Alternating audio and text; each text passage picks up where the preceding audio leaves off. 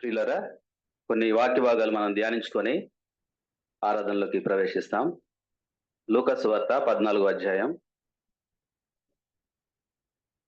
16 నుంచి 24 వచనాలు మార్చి చదువుకుంటాం. Luke gospel chapter 14 from verse 16 to 24 we will read alternatively. 16 వచనం. ఆయన అతనితో ఇట్లనెను, ఒక మనుష్యుడు గొప్ప విందు చేయించి అనేకులను పిలిచెను.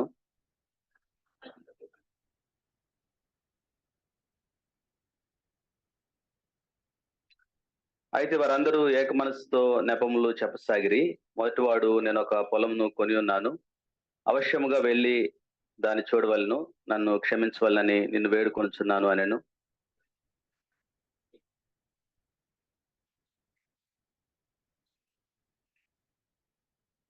మరి ఒకడు, నేను ఒక స్త్రీని వివాహం చేసుకున్నాను, అందుచేత నేను రాలేననెను.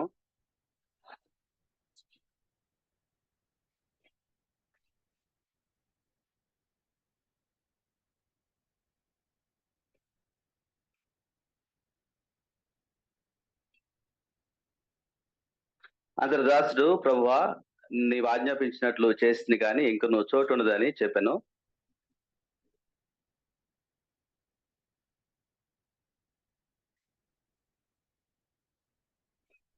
ఏలయనగా పిలువబడిన ఆ మనుషుల్లో ఒకడును నా విందు రుచి చూడని మీతో చెప్తున్నాను అనెను.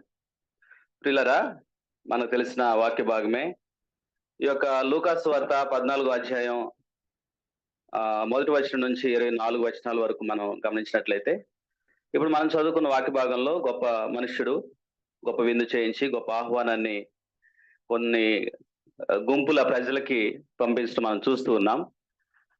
మొదటి వచనం నుంచి మనం చూసినట్లయితే, ప్రభువారు ఒక పరిసయ్యుల అధికారుల ఒక ఇంట్లోనికి వెళ్ళినప్పుడు ప్రభువారు వాళ్ళతో మాట్లాడుతూ వచ్చారు. అప్పుడు ఒక వ్యక్తి మాట్లాడిన మాటకు బదులుగా ప్రభు ఈ ఉపమానాన్ని బోధించారు. కాబట్టి మొదటి వచనం నుంచి 24 వచనాల వరకు మనం ఒక 3 భాగాలుగా ధ్యానించుకున్నట్లయితే, మొదటి భాగంలో ప్రభువారు ముగ్గురితోటి ప్రాముఖ్యమైన మాటల్ని ప్రభువారు తెలియజేశారు. ఏం చేశారంటే, పరిసయ్యుల అధికారుల ఇంట్లోకి ప్రభు వెళ్ళారు. అప్పుడు ఆయన ముందు జలోదర రోగం కలిగిన ఒక వ్యక్తి నిలబడ్డాడు. కాబట్టి విశ్రాంతి దినమున అతను స్వస్థపరుస్తాడా లేదా అని పరిసయ్యులు, ధర్మశాస్త్ర ఉపదేశకులు గమనిస్తున్నప్పుడు ప్రభువారిని అతని చేరదీసి స్వస్థపరిచి పంపివేసి ఆ పరిసయ్యుల్ని, ధర్మశాస్త్ర ఉపదేశకుల్ని ఒక ప్రశ్న అడిగారు. ఏంటంటే, విశ్రాంతి దినమున మీ యొక్క గాడిదైన ఎద్దేను గుంట్లో పడితే తీరా అని అడిగారు. ఇది మొదటి భాగంలో జరిగిన సంఘటనలు. వారికి ఆ ప్రశ్నకు వాళ్ళు మౌనంగా ఉండిపోయారు.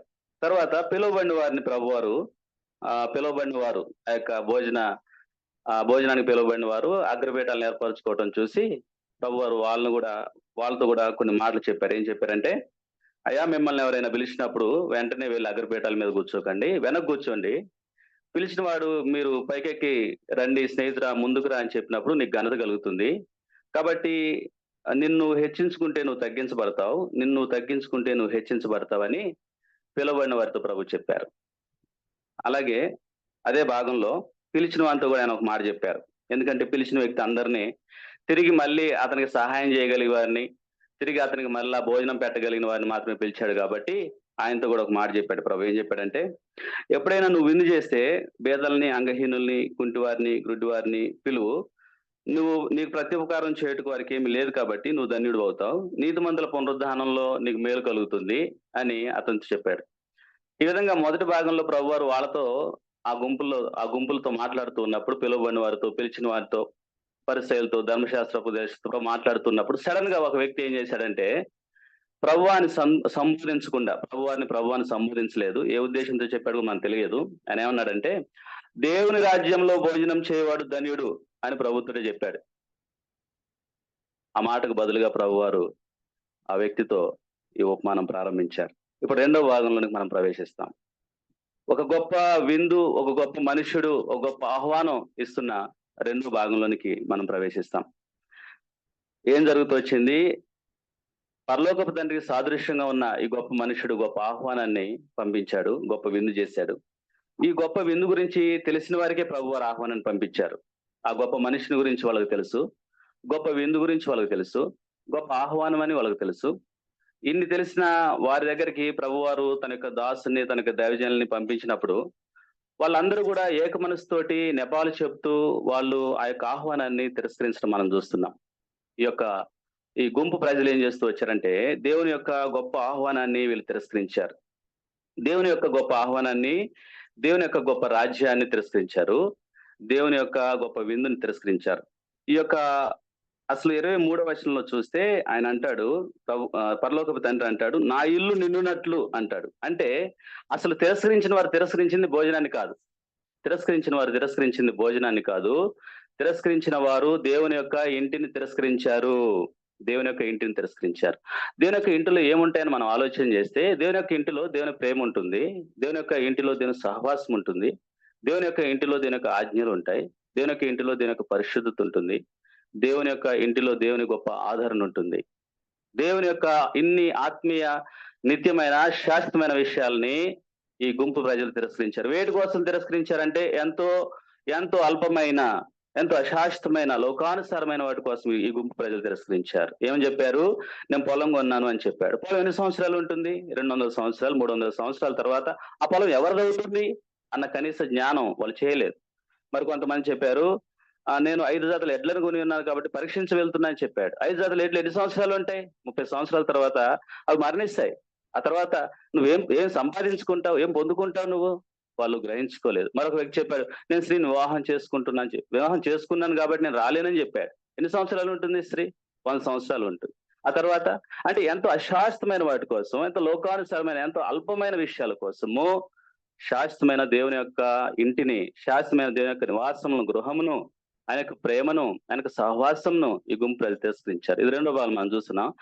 అప్పుడు ఆ యొక్క దాసుడు ప్రభు దగ్గరికి వచ్చి, ప్రభువా ఆ ఈ విధంగా వాళ్ళు నెపములు చెప్పారని తెలియజేశారు. అప్పుడు పరలోకపు తండ్రి కోప్పడి వెంటనే ఆ యొక్క దాసుని మరికొన్ని గుంపుల ప్రజల దగ్గర పంపించాడు. ఆ విషయాలు మనం చూస్తాము. ప్రభువారు ఎక్కడెక్కడికి వాళ్ళని ఆ యొక్క దాసుని ప్రభువారు వెళ్ళమని చెప్పారో మనం 21వ వచనంలో చూస్తాం. నువ్వు త్వరగా పట్టణపు వీధుల్లోనికి, సందుల్లోనికి వెళ్ళు. బీదల్ని, అంగహీనుల్ని, కుంటివారిని, గ్రుడ్డివారిని ఇక్కడ తోడ్కొనిరా అని ఆ దాసునితో చెప్పాడు. పిల్లరా, 4 ప్రాముఖ్యమైన ప్రదేశాలు పరలోకపు తండ్రి తన యొక్క దాసుడికి తెలియజేస్తూ ఉన్నాడు. ఆ 4 ప్రాముఖ్యమైన ప్రదేశాలు ఏంటో మనం చూస్తే, పట్టణపు వీధుల్లో ఉన్న జనులు, పట్టణపు సందులలో ఉన్న జనులు, పట్టణానికి దూరంగా రాజ మార్గాల్లో ఉన్న జనులు, అలాగే కంచెలలో ఉన్న వాళ్ళు. ఈ యొక్క 4 గుంపులు మనం కొంత లోతుగా మనం ధ్యానించినట్లయితే, పిల్లరా, పట్టణపు వీధులలో, పట్టణపు సందులలో, పట్టణపు రాజమార్గాలలో పట్టణం యొక్క నాగరికత, పట్టణం యొక్క పరిశుభ్రత కనపడుతుంది.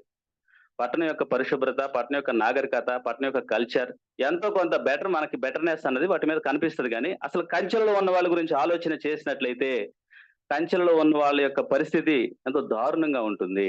ఈ యొక్క 3 గుంపుల కంటే కంచెలలో నివసించే వాళ్ళ యొక్క పరిస్థితి ఎంతో అధ్వానమైన పరిస్థితిలో ఉంటుంది. అటువంటి వారిని తీసుకొచ్చి నా ఇంటిని నింపు అంటున్నాడు ప్రభు. అటువంటి వారిని తీసుకొచ్చి నా ఇంటిని నింపు అంటున్నాడు ప్రభు. ఈ యొక్క కంచెలలో నివసించే వారి యొక్క జీవన ప్రమాణాలని మనం కానీ ఆలోచన చేసినట్లయితే, వారి దగ్గర ఎటువంటి ధనము మనం ఎక్స్పెక్ట్ చేయలేము, కాబట్టి పేదరికం ఉంటుంది.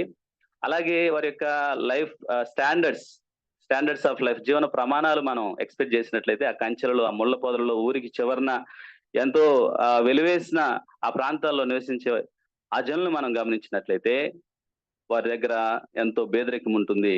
వారికి వివాహ వ్యవస్థల మీద పెద్దగా జ్ఞానము, గౌరవం ఉంటుందని మనం అనుకోలేము. వ్యభిచారం ఉంటుంది వారి మధ్య అందరి మధ్య ఉంటుంది. కానీ వారి మధ్య మరెంతో అనాగరికత ఉంటుంది, ఎంతో పేదరికం ఉంటుంది. వారి మధ్య ఎంతో అనారోగ్యం కారణంగా ఎన్నో రోగాలు కూడా ఉంటాయి. అసలు ఇంకా చెప్పాలంటే, ఆ ఊర్లో ధనవంతుల యొక్క పశువులు కానీ చనిపోతే తీసుకెళ్లి ఆ ఊరికి చివరన ఉన్న ఆ కంచెలోనే పడేస్తారు. అటువంటి కంచెలలో నివసిస్తున్న వారిని తీసుకొచ్చి నా ఇంటిని నింపు అంటున్నాడు ప్రభు. ఆ కంచెలో నివసించేవారు ఆ చనిపోయిన ఆ పశువుల యొక్క దుర్వాసనల్ని పీలుస్తూ నివసిస్తూ ఉంటారు. వాళ్ళు కొన్నిసార్లు అయితే వాళ్ళు ఆహారంగా వాటిని తీసుకుంటూ కూడా ఉంటారు. కొన్నిసార్లు ఆ విధంగా చనిపోయిన వాటిని, అటువంటి వారిని తీసుకొచ్చి అటువంటి కంచెలలో, అటువంటి పట్టణపు వీధుల్లో, సందుల్లో, రాజ మార్గాల్లో ఏమాత్రం నాగరికత లేని, ఏమాత్రము లోకానుసారమైన జ్ఞానం లేని, ఏమాత్రము దేవుని గూర్చిన జ్ఞానం లేని వారిని తీసుకొచ్చి ప్రభు నా ఇంటిని నింపు అంటున్నాడు దాసుడితోటి.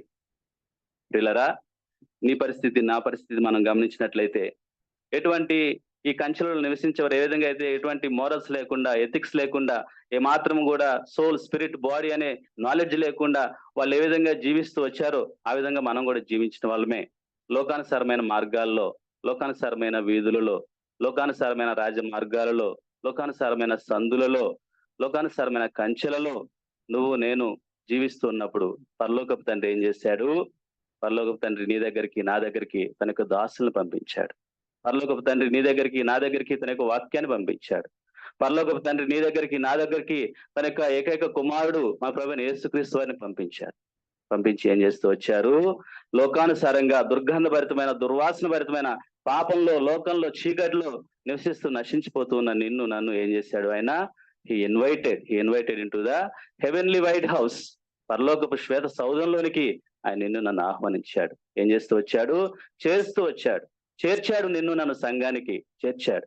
సంఘానికి చేర్చాడు, తన యొక్క బిడ్డలతో చేర్చాడు. చేర్చి ఏం చేస్తూ ఉన్నాడు? తన యొక్క ఇంటిని నింపుకుంటూ ఉన్నాడు. పరలోకపు తండ్రి నీతోటి, నాతోటి ఏం చేస్తూ ఉన్నాడు? తన యొక్క ఇంటిని నింపుతూ ఉన్నాడు. కాబట్టి ఈ తలంపులను బట్టి మనం ప్రభువుని ఆరాధిద్దాం. ఈ తలంపులను బట్టి ప్రభువుని ఆరాధిద్దాం. ప్రభు అంటున్నాడు, పట్టణపు సందుల్లో నుంచి నా ప్రజలను తీసుకురా అంటున్నాడు. పట్టణపు రాజ మార్గాల్లో నుంచి నా ప్రజలను తీసుకొని రా అంటున్నాడు. పట్టణ యొక్క సందుల్లో నుంచి నా ప్రజలను తీసుకొని రా అంటున్నాడు. పట్టణ యొక్క కంచెల్లో నివసిస్తున్న ఆ పేదల్ని, ఆ కుంటివారిని, ఆ గుడ్డి వారిని, ఆ అంగహీనుల్ని తీసుకొని రా అని అంటున్నారు. ఎవరు కుంటివారు, గుడ్డివారు, అంగహీనులు, పేదలు? మనమే. నువ్వు నేను ఆత్మీయంగా కుంటివారిగా ఉన్నప్పుడు, నువ్వు నేను ఆత్మీయంగా అంగహీనులుగా ఉన్నప్పుడు, నువ్వు నేను ఆత్మీయంగా బీదలుగా ఉన్నప్పుడు, నువ్వు నేను ఆత్మీయంగా కంచెలలో, లోకానుసారమైన కంచెలలో నివసిస్తూ నశించిపోతూ ఉన్నప్పుడు పరలోక తండ్రి ఏం చేస్తూ వచ్చాడు? నీ దగ్గరికి, నా దగ్గరికి తన యొక్క దాసులు పంపించారు. తనకు వాక్యమును పంపించాడు, తన కుమారుని పంపించాడు, తన యొక్క వాగ్దానములు ఇచ్చాడు, ఆదరించాడు, తనకి ఇంట్లోనికి ఆహ్వానించాడు. ఏముంది ఆయన యొక్క ఇంట్లో? దేవుని యొక్క ఇంట్లో దేవుని యొక్క ప్రేమను అనుభవించడానికి నిన్ను నన్ను పిలిచాడు. దేవుని యొక్క ఇంట్లో ఉన్న దేవుని యొక్క ఆధారను అనుభవించడానికి నిన్ను నన్ను ఆయన పిలిచాడు, ఆహ్వానించాడు. దేవుని యొక్క ఇంట్లో ఉన్న గొప్ప సహవాసం నువ్వు నేను 24 hours కలిగి ఉండాలని, నిత్యము శాశ్వతంగా ఈ సహవాసం కలిగి ఉండాలని దేవుని యొక్క ఇంటికి నిన్ను నన్ను ఆహ్వానించి తన ఇంటిని నింపుకున్నాడు. తన ఇంటిని నింపుకున్నాడు. ఏముంది మన దగ్గర? ఎటువంటి అర్హత లేదు, ఎటువంటి యోగ్యత లేదు, ఎటువంటి పవిత్రత లేదు, ఎటువంటి ఆత్మీయ జ్ఞానము లేదు. అటువంటి నిన్ను నన్ను ఏం చేస్తూ వచ్చాడు? తన యొక్క ఇంట్లోనికి, తన యొక్క కృపలోనికి, తన యొక్క ప్రేమలోనికి, తన యొక్క కలువరి శిలువ దగ్గరకు, తన యొక్క పరిశుద్ధమైన, నిర్దిష్టమైన, నిష్కలంకమైన రక్తం దగ్గరకు ఆయన మనల్ని తీసుకొచ్చాడు. సంఘానికి చేర్చాడు. ఆయన సంఘానికి అంటుకట్టి ఏం చేస్తూ వచ్చాడు? పరిశుద్ధాత్మతో నిన్ను నన్ను ముద్రిస్తూ వచ్చాడు. పరిశుద్ధాత్మతో నిన్ను నన్ను ముద్రించి ఆయనక సాక్షులుగా, ఆయనక బిడ్డలుగా మనం చేస్తూ వచ్చాడు. ఏమాత్రం నీతి లేని నిన్ను నన్ను నీతిమంతులుగా ప్రభు చేస్తూ వచ్చారు. ఏమాత్రం కూడా ఆత్మీయ ధనం లేని నిన్ను నన్ను ఆత్మీయ ధనవంతులుగా చేస్తూ వచ్చాడు. శత్రువులమై, బలహీనులమై, ఈ యొక్క లోకానుసారమైన వీధుల్లో, రాజమార్గాల్లో నశించిపోవలసిన నిన్ను నన్ను ప్రభు వారు ఏం చేస్తూ వచ్చారు? నీతిమంతులుగా చేస్తూ వచ్చారు. తనక సొత్తుగా, స్వాస్థ్యంగా చేసుకున్నారు. తనకి ఇంటిని నీతో నాతో నింపుకున్నారు. ఈ తలంపులను బట్టి ఏమాత్రం యోగ్యత లేని మనల్ని తన ఇంట్లోకి చేర్చుకొని, తన ఇంట్లో మనల్ని, తన ఇంటిని మనతో నింపుకున్నందుకై మనం పరలోక తండ్రిని ఈ తలంపులను బట్టి ఆరాధించుకున్నాం. దేవుడు తన వాక్యం దీవించును గాక. ఆమేన్. Lord, we have a lot of excuses. But remember, what did he say here? I just bought a field, I must go and see it. When you buy a field, you see it before you buy the field, not after. It was an excuse. We can have a lot of excuse. But remember, salvation is, in this world, everything is not for everybody. Some things are only for the rich. Some things are only for the qualified. Some things are only for the handsome and the beautiful. Everything is not for everybody. But when the Lord stretched out his hands on the cross, he included everyone. The poorest of the poor have access to the best gift in life, and that is salvation. And let us rejoice at this. We were in no way qualified. We were ugly in our sins. Are we following the worldly things and rejecting so great a salvation? Let us take this time. Let us worship our Lord. After this, time will be given to those who want to individually worship. Those who are online, please show your hand. Thank you for this time. Thank you for your precious word. We cannot imagine in this world itself people being called to a banquet of a richest person. But here you are, the King of heaven and earth, calling us to a banquet, unworthy though we are, totally unworthy. We are so dirty in our sin, so indisciplined. We don't respond to your love, and we are ugly in our sins. There is nothing in us worth loving. Yet you called us into your banquet, and you told us to take part in it. So many things in this world is not for everybody. The best things are for the richest and the most influential and the most powerful. But the best thing you had kept for us freely, Lord. Not because it is free, but because you paid the price. It was costly for you. And may we never chase the worldly things, Lord. Be it land, be it our families, be it anything we buy or sell. Lord, may we not miss so great a fellowship, so great a love, so great an honor. We praise you, we worship you, Lord. Accept our worship, for we offer this in the sweet and exalted name of our Lord and our Savior, Jesus Christ. Amen.